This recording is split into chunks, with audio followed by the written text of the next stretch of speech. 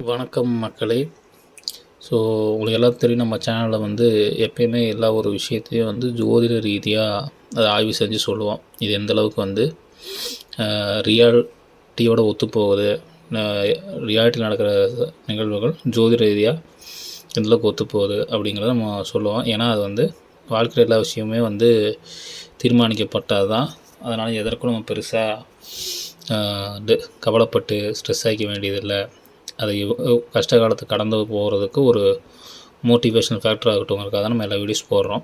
இப்போ இன்றைக்கி நம்ம போடுறது வந்து திரு கேப்டன் விஜயகாந்த் அவர்களுடைய ஜாதகம். இப்போ அவர் வந்து இன்றைக்கி இறந்துருக்கிறாரு, டிசம்பர் 28, 2023.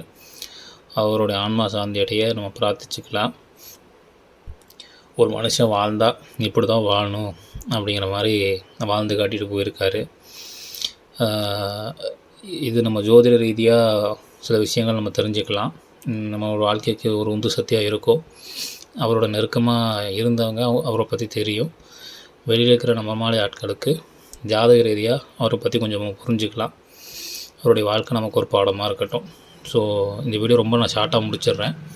கொஞ்சம் நேரம் பார்த்து கொஞ்சம் யாராவது ஷேர் பண்ணுங்கள், சப்ஸ்கிரைப் பண்ணுங்கள், சப்போர்ட் பண்ணுங்கள், அப்புறம் லைக் பண்ணுங்கள், கமெண்ட் பண்ணுங்கள். ஸோ நம்ம டாப்பிக்குள்ளே போவோம். என்னென்னா, அவர் பிறந்தது வந்து 25/8/1952, அதாவது ஆகஸ்ட் 25, 1952 காலை 6:50 AM. சிம்ம லக்னத்தில் அவர் பிறந்திருக்கார். சரிங்களா? லக்னத்தில் வந்து சூரியன், சுக்கிரன், 2ல் வந்து சந்திரன், சனி, 4ல் செவ்வாய், 6ல் ராகு, 9ல் குரு, 12ல் புதன், கேது. இதுதான் அவருடைய ஜாதக அமைப்பு. இப்போ வந்து லக்னத்தில் வந்து ஏற்கனவே நம்ம நிறைய வாட்டி சொல்லியிருக்கோம். சினிமாவில் நம்ம வந்து எல்லோரும் நம்ம மேலே ஒரு அட்ராக்ஷன் வரணும்னா சுக்கிரன் ஸ்ட்ராங்காக இருக்கணும். அப்போ தான் நம்மளை மக்களுக்கு வந்து நம்ம ஒரு ஈர்ப்பு வரும் இல்லையா? ஒருத்தரை பார்த்தா ஒரு ஈர்ப்பு வரும் சில ஸ்டார்களை. ஸோ அதுக்கு காரணம் சுக்கிரன் வலுவாக இருக்கணும். ஸோ இவர் லக்னத்தில் சுக்கிரன் இருக்கிறதுனால மக்களுக்கெல்லாம் இவர் மேலே ஒரு ஈர்ப்பு, ஒரு அட்ராக்ஷன். அது ஃபஸ்ட்டு. 2 லக்னத்தில் சூரியன், அதனால் இந்த ஆளுமை. 2வது சிம்ம லக்னமாக இருந்தாலே ஆளுமை. அடுத்த லக்னாதிபதி எந்த லக்னமாக இருந்தாலும் அந்த லக்னாதிபதி சிம்மத்தில் போய் உட்காந்தாலே ஒரு ஆளுமை வரும். இவர் லக்னாதிபதி சூரியன், அது ஒரு ஆளுமை. 2வது ஆளுமை கிரகமான சூரியன் அங்கேயே ஆட்சி. ஸோ 3 விதமாகவும் சூரியன் அங்கே பலப்பட்டதுனால தான் அவர் வந்து தலைமை பண்போடையே இருந்தார். நடிகர் சங்கத்துலேயும் ஒரு பெரிய கிங்காக இருந்தார், அரசியலே ஒரு கிங் மேக்கர் செயல்பட்டு இருந்தார். ஸோ இந்த 2 விஷயங்கள் மாற்று கருத்தே இல்லை. 2வது வந்து அவருக்கு வந்து 4ல் வந்து செவ்வாய் ஆட்சி. செவ்வாய்ங்கிறது வந்து நிலம்புலங்கள். ஸோ 4ங்கிறதே நிலம்புல சொத்துக்களை குறிக்கிறது. செவ்வாய்ங்கிறது பூமிக்காரகம். ஸோ அதனால தான் அவங்க ஃபேமிலி வந்து ரைஸ் மில் அந்த மாதிரி விவசாயம் சார்ந்த தொழிலிருந்து நல்ல ஒரு சொத்துள்ள ஃபேமிலியில் இருந்தார் அவர். ஸோ அதனால தான் அவருக்கு வந்து இந்த 4ல் செவ்வாய் ஆட்சிங்கிறத அந்த விவசாயம் சார்ந்த தொழில்கள், நிலம்புலங்கள், ஒரு மிராஸ்தாரான ஒரு வாழ்க்கை அப்படிங்கிறத ஒரு ஊரில் மதுரையில் அவருக்கு இருந்தது. 6ல் ராகு, அது ஒன்றும் தவறு இல்லை. 9ல் குரு. 9ல் குருங்கிறது ரொம்ப ரொம்ப ரொம்ப பாக்கியமான ஒரு அமைப்பு. குரு நட்பு வீட்டில் இருக்குது. 9ல் குரு இருக்குன்னா லக்னத்தில் இருக்கிறதா தான் அர்த்தம். 9ல் குரு வந்து லக்னத்தை வேறு பார்க்குது. அதனால தான் மனுஷன் அவ்வளோ நல்ல மனுஷனாக வாழ்ந்துருக்கிறாரு. லக்னத்தில் குரு இருக்கிறதோ இல்லை லக்னத்தை குரு பார்க்குறதோ வந்து ஒரு மனிதனை வந்து ரொம்ப அன்பு, பண்பு, ஈகை இந்த மாதிரி விஷயங்கள்லாம் கொடுக்கும். அதனால தான் அந்த மனுஷன் அப்படி ஒரு எல்லாத்து மேலேயும் ஒரு பாசம், அன்பு காட்டக்கூடியவராக. 2வது நேர்மை. லக்னத்தை குரு பார்த்து லக்னத்தில் சூரியன் இருக்கிறதுங்கிறது வந்து 100% நேர்மையாக தான் நம்ம வாழணும்னு ஒரு வாழ்க்கை வாழ்கிறது இருக்குல்ல, அதுக்கான ஜாதகம் இது. அதனால தான் மனுஷன் அப்படி ஒரு வாழ்க்கையை வாழ்ந்துட்டு இந்த பூமியை விட்டு போயிருக்கார். 12ல் புதன், கேது, அது பிரச்சனை கிடையாது. இப்போது அவர் வாழ்க்கையில் நம்ம என்னென்னா, சம்பாதிக்கிறத பூராமே கூட வேலை செய்கிறவங்களுக்கு, லேபர்ஸு, ஆர்டிஸ்ட்டு, மற்றவங்களுக்காக செலவு பண்ணார் இல்லையா? அது காரணம் என்னென்னா, 2ஆம் அதிபதி தனாதிபதி, 11ஆம் அதிபதி லாபாதிபதி, இது 2மே ஒரு புதன் தான். அது 12ல் போய் விரயத்தில் இருந்துருச்சு.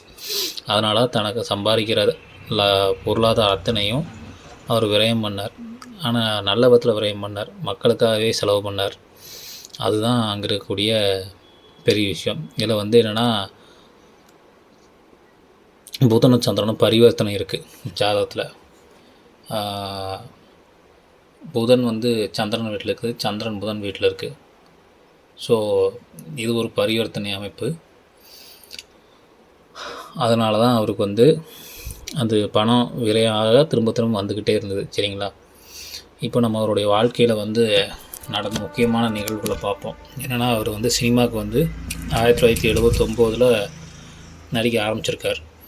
ஸோ அவர் ஒரு அந்த 1975 அவருக்கு குரு திசை. குரு வந்து இந்த ஜாதத்துக்கு 5க்கும் 8க்குடையவன். 5ங்கிறது புகழ் ஸ்தானம் ஆச்சா.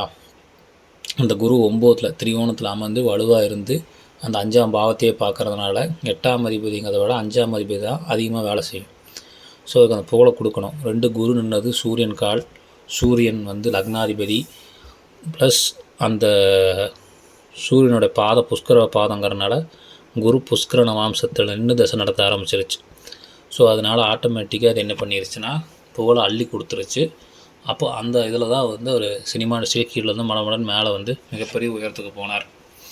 அது வந்து மிகப்பெரிய உச்சத்தை கொண்டே விட்டு கோர வச்சுது அந்த குரு திசை. அந்த குரு திசை உங்களுக்கு நடந்து முடிஞ்சது வந்து அவர் ஜாதத்தில் வந்து 1975 91 வரைக்கும் குரு திசை நடந்திருக்கு. அதுக்கு அடுத்து வந்து சனி திசை 91 2010 வரைக்கும் சனி திசை. இந்த காலகட்டத்தில் சனி திசைங்கிறது வந்து அவர் குரு செலவுக்கு இல்லை, சினிமாவில் கொஞ்சம் கம்மியாக தான் இருக்குது. காரணம் வந்து சனி வந்து 6ஆம் அதிபதி 7ஆம் அதிபதி 2ஆம் இடம். 7ங்கிறது வந்து மக்கள் தொடர்பு, எதிரில் இருக்கவங்களுடைய இது, அது வந்து 2ல் இருக்குது. அதனால தான் மக்கள் தொடர்பில் இருந்தார், அரசியலுக்கு வந்தார். ஆனால் குரு கொடுத்த அந்த புஷ்கரண வம்சத்தோடைய வலிமை அளவுக்கு சனியோட வலிமை இல்லை. ஆனால் சனி வந்து வெகுஜன மக்கள் பப்ளிக்குங்கிறனால அவருக்கு வந்து மக்கள் தொடர்பு அதிகப்படுத்தி 7ஆம் பாவங்கிறது மக்கள் தொடர்புங்கிறனால அரசியலில் கொண்டு வந்தது. அவர் அரசியலையும் வந்தார், வெற்றி பெற்றார். இப்போ இவருக்கு இந்த மேரேஜ் நடந்த காலகட்டம் வந்து 31 ஜனவரி 1990 அப்படின்னு நினைக்கிற டேட். ஸோ அந்த டேட் பார்த்திங்கன்னா அவர் ஜாதத்தில் வந்து தசாபுத்தி வந்து குரு தசா, ராகு புத்தி, சனி அந்தரமாக இருக்கும். சனி தான் அவருக்கு 7ஆம் அதிபதி. ஸோ அதனால் கரெக்டாக அந்த ஒரு 3 மாதத்துக்குள்ள ஒரு கல்யாணம் நடந்திருக்கும் சனி அந்தரத்தில். ஸோ அது டிஃபால்ட்டாக ஜாதகம் பொய்யாகலை, அது கரெக்டாக நடந்திருக்கு. அதுக்கப்புறம் பார்த்திங்கன்னா இப்போது அவருடைய இறப்பு நடந்தது வந்து புதன் திசை. அதில் இப்போ புதன் திசை தான் நடக்குது. ஆமாம், புதன் திசையில் குரு புத்தி இப்போ நடந்துக்கிட்டு இருக்கிறது. என்னென்னா, அவருக்கு வந்து குரு வந்து அட்டமாதிபதி ப்ளஸ் மாரகாதிபதி. ஸோ அட்டமாதிபதி மாரகாதிபதிங்கும் போது என்ன செய்யும் அப்படிங்கிறது எல்லாத்துக்கும் தெரியும். ரெண்டாவது அவரோட ஏஜ் நமக்கு தெரியும். ஸோ ஏஜ் ஃபேக்டர் 1, 70 வயசுக்கு மேலே ஆச்சு. ரெண்டாவது ஹெல்த் கண்டிஷன். ஸோ இந்த ரெண்டுமே வீக்காக இருக்கிறதுனால மாரகாதிபதி அட்டமாதிபதியான குரு அவருடைய புத்தியில் அவருடைய வேலை செஞ்சு முடிச்சிட்டார். ஸோ இங்கே என்னென்னா, ஜாதகத்தை தாண்டி இங்கே எதுவுமே மாறி நடக்கலை. கல்யாண அமைப்பு கரெக்டாக கல்யாண அமைப்பில் நடந்திருக்கு 7ஆம் அதிபதி சனியோட அந்தரத்தில். அதே மாதிரி அவருடைய இறப்பும் அட்டமாதிபதி மாரகாதிபதி 2 பதவி ஏற்றிருக்கிற குருவோட புத்தியில் நடந்திருக்கு. அதே மாதிரி புஷ்கர நவாம்சம் வலிமை பெற்றால் உச்சத்தை அடைவோங்கிற அந்த அடிப்படையில் குரு திசை அவர் புஷ்கர நவாம்சத்தில் இருந்து அந்த நட்சத்திர புஷ்கரம் ப்ளஸ் அந்த புஷ்கரத்தை கொடுத்த சூரியன் வந்து லக்னாதிபதியாகி லக்னத்தில் இருந்து குருக்கு மறையலை. ஸோ இவ்வளோ விஷயங்கள் அது இருந்ததுனால அவர் அவ்வளோ competition, Rajini sir Kamal sir இருக்கிற நடுவில் அவர் வந்து உள்ளே வந்து அவ்வளோ பெரிய இடத்த அடைஞ்சார். ஸோ ஜாதகத்தை தாண்டி எதுவும் நடக்கிறதில்ல, அது அவங்க புரிஞ்சுக்கிற விதத்தில் தான் இருக்குது. அதனால் இதில் நம்ம தெரிஞ்சுக்க வேண்டியது என்னென்னா, நம்மளோட கஷ்டகாலம் இருக்குன்னா அது எவ்வளோ நாள் இருக்குதுன்னு பார்த்துட்டு அதை கஷ்டப்பட்டு அது எவ்வளோ வரை கடக்க முடியுமோ கடந்து வந்து சேர்ந்தோம்னா நல்ல காலம் வர நேரத்தில் நம்மளுடைய எஃபர்ட்ஸ் எல்லாத்துக்குமே பலன் கிடைக்கும். அந்த கஷ்ட காலத்தில் அந்த நல்ல காலத்துக்கு தேவையான எஃபர்ட்டை போட்டால் போதுமானது. நல்ல காலம் நிச்சயம் நமக்கு வந்து ஒரு பெரிய வாய்ப்புகளை ஏற்படுத்தி கொடுக்கும். ஸோ இதுதான் அவருடைய ஜாதகத்தில் நம்ம தெரிஞ்சுக்கிறது. ஸோ அவர் மரணத்துக்கு காரணம் குரு பகவான் அட்டமாதிபதி மாரகாதிபதி 2 பதவி ஏற்ற குரு அவருடைய புத்தியில் புதன் திசையில் குரு புத்தியில் அவருடைய ஆயுளை நிறைவு செஞ்சுருக்கார். ஸோ இதுதான் விஷயம். ஸோ எல்லோரும் கொஞ்சம் சப்ஸ்கிரைப் பண்ணுங்கள், லைக் பண்ணுங்கள், ஷேர் பண்ணுங்கள், கமெண்ட் பண்ணுங்கள்.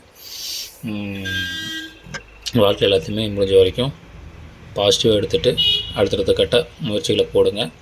ஜாதக ரீதியாக நல்ல காலம் எப்போ வரும்னு தெரிஞ்சுக்கிட்டு உங்கள் பக்கத்தில் இருக்கிற ஜோசியரை பார்த்து கூட தெரிஞ்சுட்டு அது வரைக்கும் உங்கள் எஃபர்ட்ஸை நல்லா போடுங்க. நிச்சயம் எல்லாத்துக்கும் வாழ்க்கையில் ஒரு நல்ல காலம் வரும். எல்லாருக்கும் ஒரு உயர்வு உண்டு. அது இது முன்னாடி நம்ம நிறைய ஜாதகங்கள் போட்டிருக்கோம் செலிப்ரிட்டிஸ்.